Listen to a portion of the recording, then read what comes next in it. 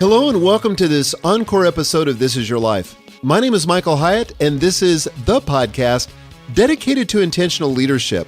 My goal is to help you live with more passion, work with greater focus, and lead with extraordinary influence. Hey, I'm on sabbatical this month, deep in the mountains of Colorado, working on my next book. And so while I'm gone, I thought I'd queue up my most popular podcasts. Chances are you probably haven't listened to all of them, and even if you have, you might find it helpful to listen again. Regardless, I hope you enjoy this encore episode. In this episode, I'll be talking about the power of our own internal stories to shape how we perceive reality. In fact, these stories can covertly shape our destiny for the bad if we aren't careful, but they can also be used to shape our destiny for the good if we're intentional. Change your story, change your life. That's what I'll cover in this episode. But first, this podcast is brought to you by Platform University, an online membership site for helping you launch your personal platform or take it to the next level.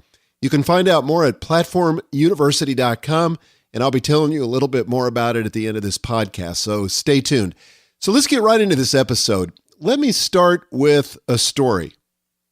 When I was 29 years old, I became vice president of marketing for Thomas Nelson. It was a huge step in my career, and at the time I thought I'd arrived at the pinnacle of success. I was the youngest vice president ever in the history of the company, or at least as far as I knew. But I was in over my head, or at least that's the way I felt. I was just waiting for other people to come to the same conclusion, and I struggled constantly with anxiety and fear. Anxiety was kind of the daytime version, and fear was the nighttime version, if you know what I mean.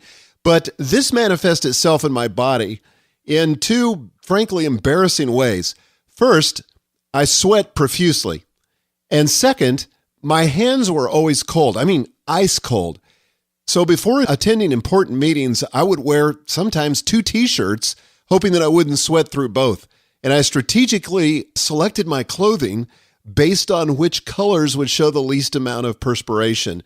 And I would also step into the bathroom right before the meeting began and frantically run hot water over my hands and then try to dry them vigorously, praying that they would warm up before I had to meet somebody and shake hands with them. And I dreaded having to shake hands with anyone.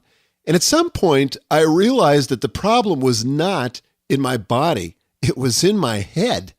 And I was telling myself a bad story, and mine went something like this. You're too young for this job. Worse, you don't have any experience. Who do you think you're fooling? It's just a matter of time before everyone in the company sees it. And when that happens, you'll be out on the street right where you should have been all along. So that was the story that was going on in my mind. And I would never say it out loud, of course. It was just a soundtrack that was playing inside of my head. And things didn't change until I became aware of the story and took control of the narrative. And I started telling myself a different story. And I'll tell you more about that in a little bit. But I think almost every problem we experience can be traced back to the stories that we tell ourselves. And there may be a good reason for these stories, but in the end, they produce bad outcomes if they're left unchecked. For example, I have a friend who's been unemployed now for a couple of years, and this is a person who's extremely smart, well-educated, articulate, attractive, but he's basically given up in his quest to find a job, and it's really been difficult to watch him sink further and further into depression. But the worst part of it is that he's begun telling himself a bad story. He's telling himself no one wants to hire someone my age when they can hire someone younger for less money. That's the story, or a version of the story that's going around and around in his head. And my fear is that when he goes in for an interview, people pick up on this. And guess what? They follow his lead. Have you ever met someone who is young and lethargic, someone who didn't have much energy? Well, of course you have. I have too. And conversely, have you ever met someone who was old, so to speak, yet full of energy and vitality? Yeah, we've all done that too. This has nothing to do with their actual age. It has everything to do with their state of mind. And in my friend's case, he's convinced himself by telling himself this story that he's too old to get a job. I have another friend who was abandoned by her dad. And obviously, this was horrible. I can't imagine how painful that must have been for her. But she's taken that experience, which obviously was big and significant in her life, but she's created an entire narrative around it. And it goes like this: everyone I get close to eventually leaves me. And guess what? That's exactly what happens, because she believes her story. She looks for the evidence to support it, and it influences how she relates to the men she dates. And over time, this story gets reinforced, and she believes it's the truth, and that's just how things are. But the only problem is it's a lie. She's a wonderful, beautiful girl, and there are lots of people like Gail and I who want to be around her and enjoy her company.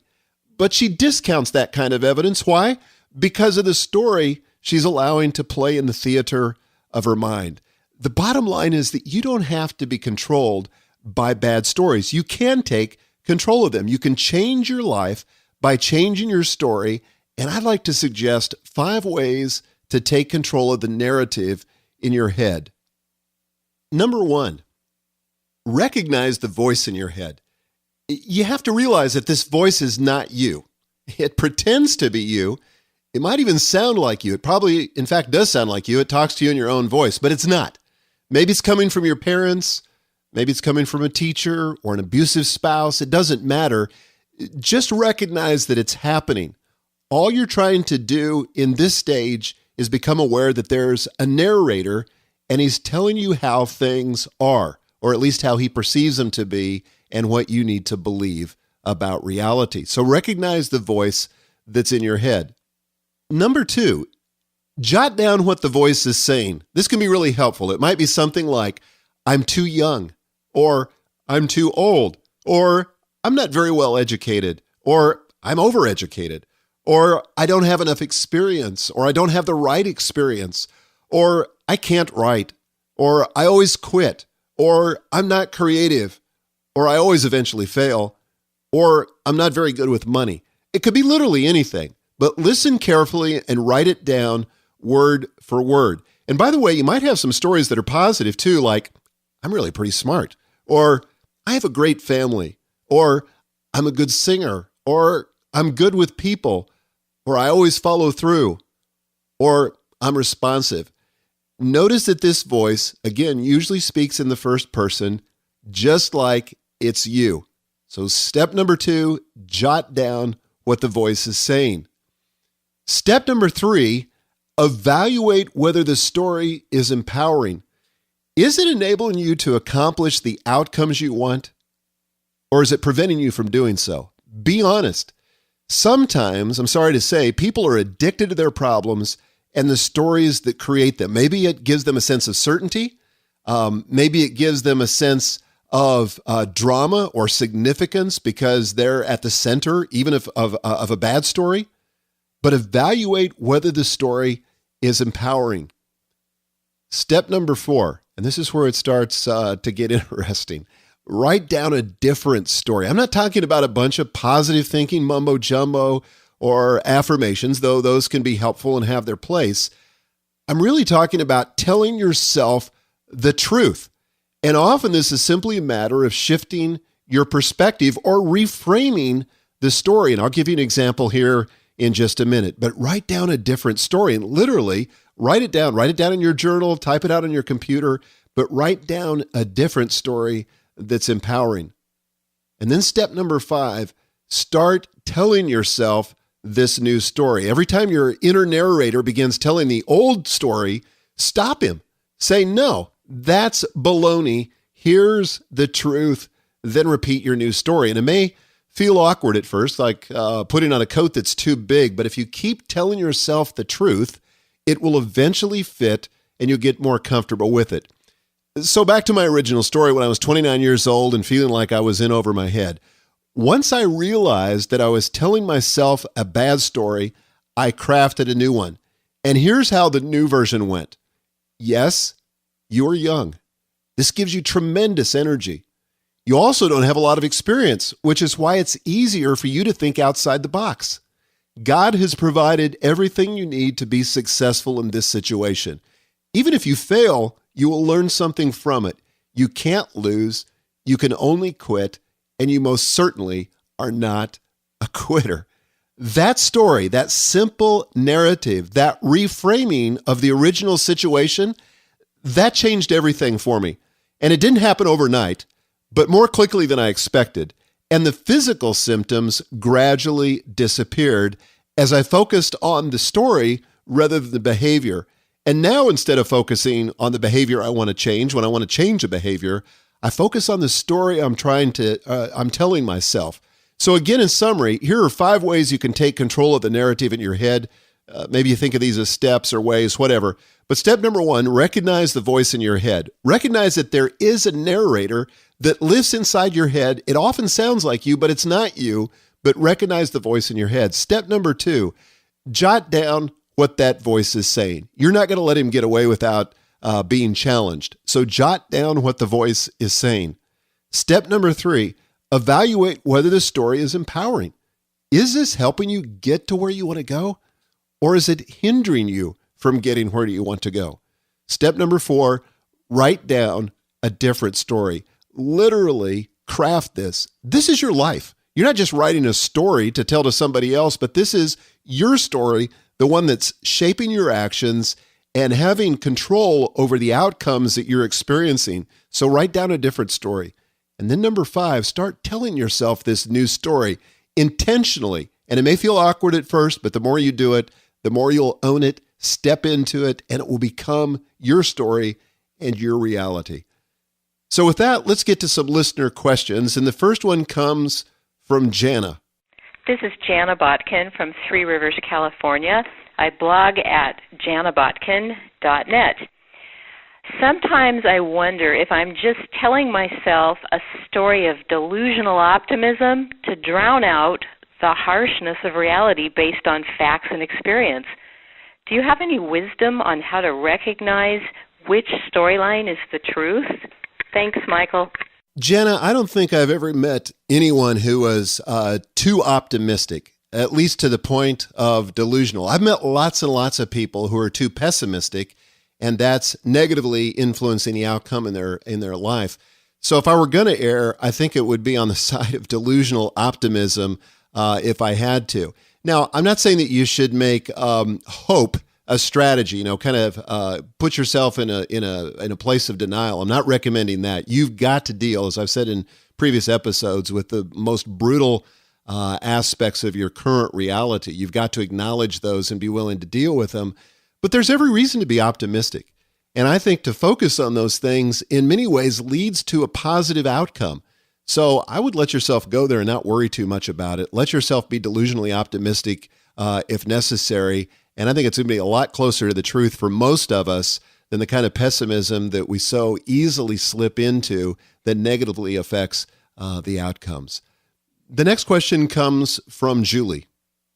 Hi, my name is Julie Sunny, and my blog is juliesunny.com. My narrator often takes me in a million directions. Can you offer some pointers for focusing our inner stories?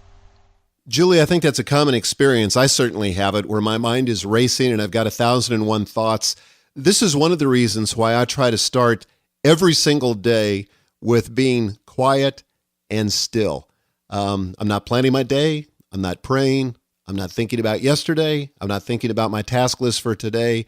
But I literally sit down and get quiet first thing in the morning for 15 minutes. I listen to a musical track of the ocean, and it's timed. I actually edited the file myself, but it lasts exactly 15 minutes and then it fades out.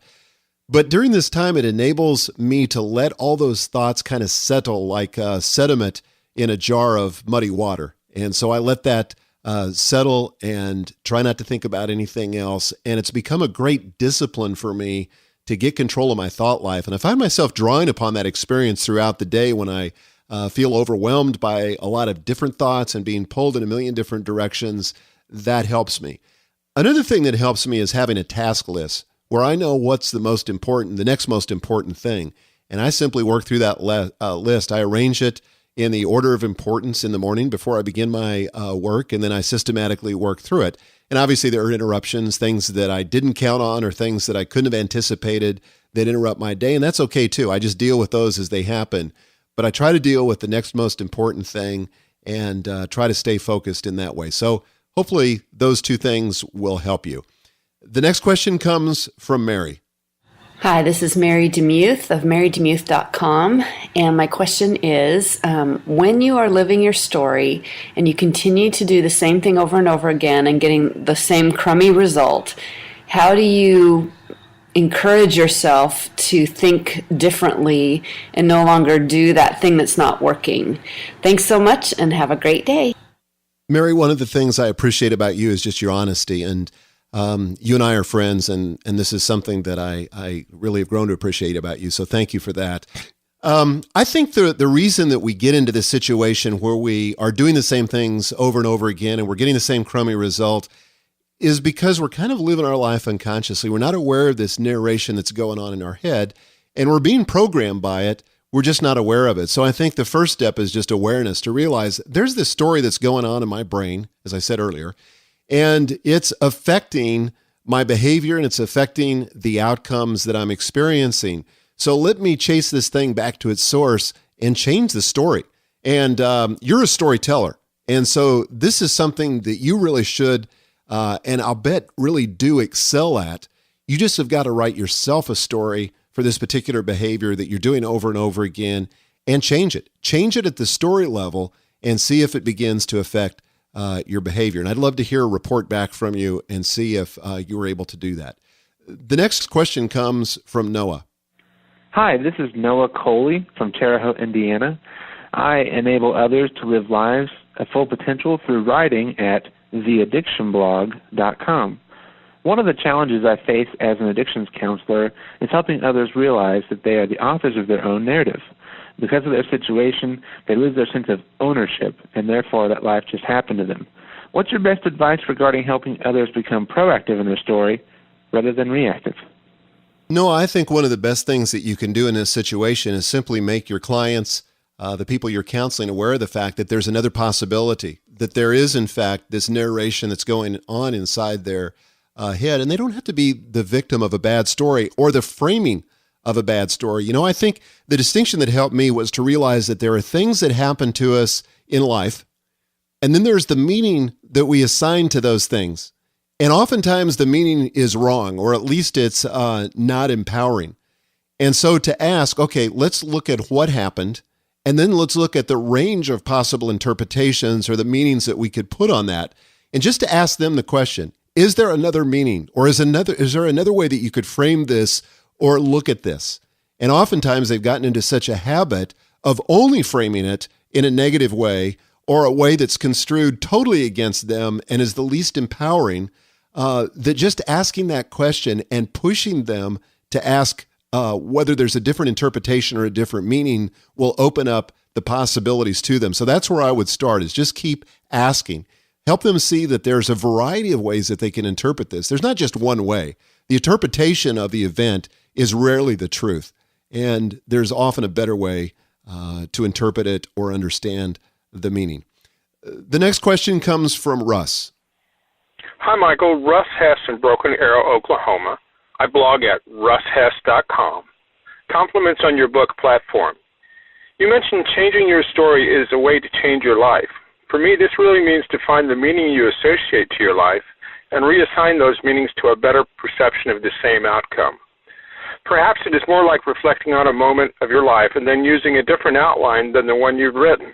In this, is there a practical way for us to refocus meaning we associate with our life to lead us to a greater sense of fulfillment? Thanks, Michael. I look forward to your answer. Russ, you beautifully stated what I've been trying to get across in this podcast episode, and that is that there is a better way for us to understand the events that happen in our life by taking control of that narrative. And for me, at least, it helps to write it down and to realize that there are, again, a range of things that we could, a range of meanings that we could assign to those experiences. And we have the privilege of writing that narrative. You know, the future is a blank slate. It hasn't happened yet. It doesn't have to be determined by what's happened to us. And we've all heard the stories of incalculable suffering and grief and things that people have gone through in their lives, and yet have had a very satisfying, a very positive impact on the world because they chose to make it so. They chose to interpret those experiences in a way that empowered them and was used by them to positively impact themselves and the world. So I don't really have anything to offer other than I think just writing it down and becoming aware of the range of possibilities and understanding that we're in control of the meaning that we assign to these various experiences that we have. The next question comes from Rob. Rob Ketterling, Minneapolis, Minnesota, robketterling.com, Rob Ketterling on Twitter. I wrote Change Before You Have To, and my question is, why do you think we work so hard to avoid change rather than make the change? Rob, I think this goes back to what I said earlier, and that is that sometimes people get addicted to their problems and to not changing because even though their situation may be miserable and causing them grief and hurting their relationships and all the rest, it may be giving them a sense of certainty or a sense of significance, that they are at the center of this drama and they don't really know any other way to get attention. But I think that in the end, that's not a great way to live. And there is a different choice that we could make. And I think we have to encourage people that there are different ways to find certainty. There are different ways to find significance. And growth is an essential human need and something that we have to pursue and help people understand that if they are growing and if they are progressing, they're going to be more satisfied than if they stay stuck just for the sake of certainty and just for the sake of significance. There's a better way. There's more to life than just that. The next question comes from Bobby. Hi, Michael. This is Bobby Warren calling from Worcester, Ohio, near Cleveland. My blog is thezsection.com. Hey, what I was wondering is how important is faith in all of this? And thanks for all you do to help people like me. Bobby, for me, faith is all important. You know, my worldview begins really with the idea that there is a God and a God who loves me and a God who is at work, working all things together for good to me and to all those who love him and are called according to his purpose, as Romans 8:28 says. So for me, faith is everything. It informs my worldview. It informs the fact that I believe that the things that happen to me are for good, and I need to interpret them in that way and assign meaning to them in that way and not see them as something negative. Ultimately, I don't have to believe that kind of stuff. I don't have to believe that these things are out to destroy me. I certainly don't believe that God is out to destroy me. I believe that God is for me, and I believe that God is for you, and God is for everyone. We just need to have our understanding informed by that, informed by our faith, and I think it will really have an impact on how we live out our lives and the outcomes that we experience. So thanks for that. So let me just end this segment of the podcast with this question. What story do you want to change? And if you did, how might this change your behavior and the outcomes that you're currently experiencing? Well, to comment on this episode, go to my blog at michaelhyatt.com/038, as in episode 38. I'd love to hear from you. Well, I hope you've enjoyed this encore episode. I have two quick announcements. If you're considering launching your own platform, you need to start with a self-hosted WordPress blog. You've heard me talk about this before, but it's important. This is not as complicated as it sounds. In fact, I've put together a step-by-step screencast on exactly how to do it. You don't need any technical knowledge. I walk you through the entire process of setting your very own WordPress blog up in exactly 20 minutes. The screencast is absolutely free, and you can find it at michaelhyatt.com/WordPress setup. All one word, WordPress setup. Second, I want to remind you about Platform University, my online membership site for helping you launch your platform and get your message noticed. Every month, we post 4 new sessions for our members. Week 1 is the Masterclass interview, where I interview the world's leading experts on some aspect of platform building. Week 2, Member Makeover, is where I evaluate one of our members' platforms, provide the good, the bad, and the ugly. And I do this as a screencast so you can look over my shoulder and see what I see. Then in week 3, Backstage Pass, where I take you behind the scenes and reveal some aspect of my business and how I do what I do. And then in week 4, we have our live question and answer call, where you have a chance to get your specific questions answered in a live conference call, which we, by the way, also record. In addition, we have an incredibly active discussion forum where people ask and get answered all kinds of platform-related questions. So again, check us out at platformuniversity.com. Well, that's it for this encore episode of This Is Your Life. If you've enjoyed this podcast, let me encourage you to show the love by going to michaelhyatt.com/love and tweeting a link to the show. I'd be so grateful. If you'd like to comment in this episode, please go to michaelhyatt.com, go to the show notes for this episode, and scroll down to the comments section. I would love to hear from you, whether it's a comment, a question, or whatever. But until next time, remember, your life is a gift. Now go make it count.